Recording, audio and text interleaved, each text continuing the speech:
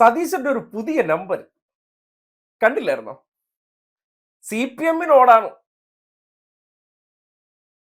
ഒന്ന് കണ്ടേ.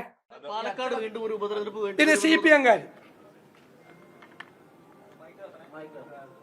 ഞാൻ എന്റെ ജസ്റ്റിസ് കണ്ടെത്തി ഞാൻ ഭീഷണിപ്പെടുത്തുവാണെന്ന് നിങ്ങൾ വിചാരിക്കുക. അധികം കളിക്കരുത് ഈ കാര്യത്തിൽ. ഞെട്ടിപ്പോവും. അല്ല വേണമെങ്കിൽ അങ്ങനെ എടുത്തോ. കേരളം ഞെട്ടിപ്പോവും. അത് വരുന്നുണ്ട്.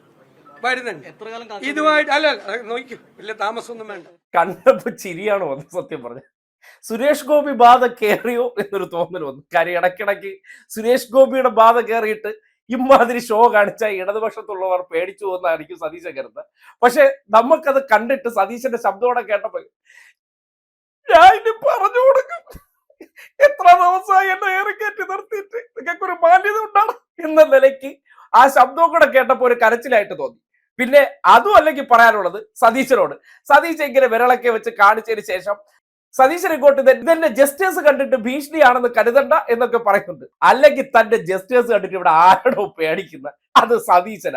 യാതൊരു വാക്കിന് വിലയില്ലാത്ത ഡയലോഗടി വീറിന് ഈ നാട്ടിൽ ഏതെങ്കിലും ഒരു പട്ടിക്കുഞ്ചെങ്കിലും പേടിക്കുന്ന കാര്യമുണ്ടോ?